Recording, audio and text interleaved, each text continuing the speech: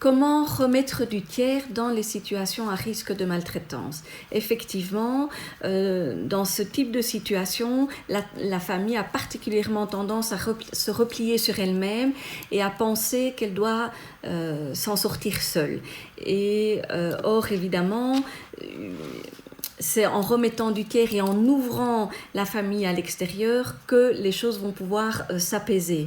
Et donc, c'est très important d'inviter ces familles, quand vous avez connaissance d'une famille en difficulté, de lui dire que vous ne pouvez pas rester seul et vous ne voulez pas les laisser seuls gérer ça, que vous êtes inquiet et qu'au nom de cette inquiétude-là, vous souhaitez faire appel à des professionnels qui vont pouvoir aider la famille à gérer ce temps de crise.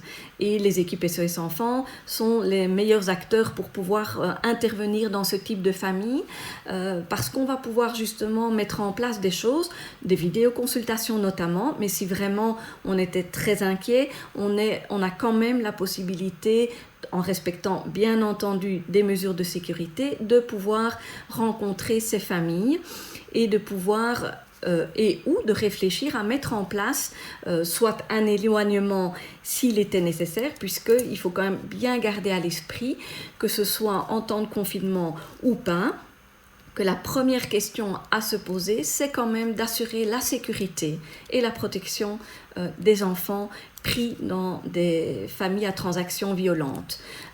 Et je pense aussi aux situations de violence conjugale. Trop souvent, on entend des parents ou des professionnels dire « oui, mais l'enfant dormait ou il n'était pas là ».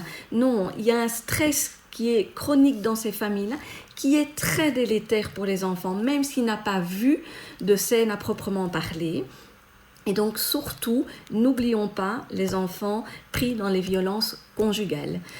C'est très important aussi d'amener de l'aide dans ces familles-là et de pouvoir parfois réfléchir quand même à un éloignement, même si on est en période de confinement, on arrive quand même dans certains cas bien précis où c'est une nécessité à pouvoir éloigner les enfants. Donc le maître mot, c'est vraiment la question d'abord de la protection.